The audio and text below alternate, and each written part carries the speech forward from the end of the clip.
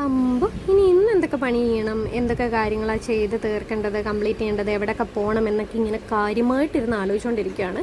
Hi hello, it's me ശ്രീകുട്ടിക്ക് എത്തുമ്പോൾ ഞാനിന്ന് നേരത്തെ രാവിലെ എറണാകുളത്ത് നിന്ന് ഇങ്ങോട്ട് പോന്നു. കടയിൽ വന്നപ്പോൾ തന്നെ ചെറുകടിയൊക്കെ സെറ്റാക്കി നമ്മുടെ കടയിൽ എത്തിച്ചിട്ടുണ്ടായിരുന്നു. മടക്ക് സാധനം, പിന്നെ നമ്മുടെ പപ്പട ബോളിയും അങ്ങനെയുള്ള ഐറ്റംസൊക്കെ നമ്മുടെ വീട്ടിൽ തന്നെ നമ്മൾ ഓൺ പ്രിപ്പയർ ചെയ്യുന്നതാണ്. അതുകൊണ്ട് തന്നെ ആൾക്കാർക്കൊക്കെ ഭയങ്കര ഇഷ്ടമാണ്. അതുപോലെ തന്നെ ഇലയട, ഏത്തയ്ക്ക ബോളി, സുഗിയൻ, പരിപ്പുവട, ഉള്ളിവട, ഉഴുന്നുവട, പിന്നെ ചില ദിവസങ്ങളിൽ കൊഴുക്കട്ട, അങ്ങനെയുള്ള സാധനങ്ങളെല്ലാം തന്നെ നമ്മുടെ വീട്ടിലാണ് കൂടുതൽ ദിവസവും ഉണ്ടാക്കുന്നത്. ഇനി അഥവാ അച്ചയ്ക്ക് എന്തെങ്കിലും ബിസി ആണെങ്കിൽ മാത്രമേ നമ്മൾ നമ്മുടെ കടയിൽ നിന്ന് എടുത്തിട്ട് വരുള്ളൂ.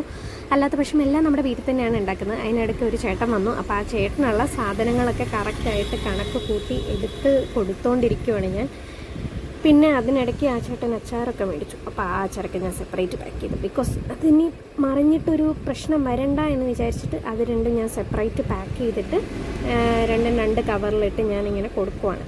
അത് കഴിഞ്ഞിട്ട് എനിക്ക് പേട്ട വരെ ഒന്ന് പോവാനുണ്ട്. കാരണം നമ്മുടെ ഹെൽത്ത് കാർഡിന് ഒന്ന് പുതുക്കാനുണ്ടായിരുന്നു. അപ്പോൾ അത് നമ്മൾ പേട്ടയിൽ നിന്ന് ഒരിടത്തു നിന്നാണ് പുതുക്കുന്നത്.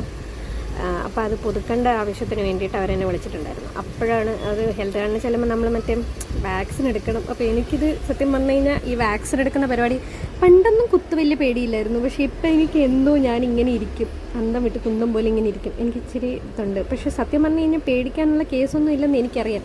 പക്ഷേ എന്തോ ഒരു പേടി എനിക്ക് ചെറുതായിട്ട് ഉണ്ടാവാറുണ്ട്. എന്തായാലും എനിക്ക് ഹെൽത്ത് കാർഡ് കിട്ടി.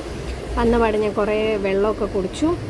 അപ്പോൾ അങ്ങനെ ഇന്നത്തെ ദിവസം അടിപൊളിയായിട്ട് പോന്നു.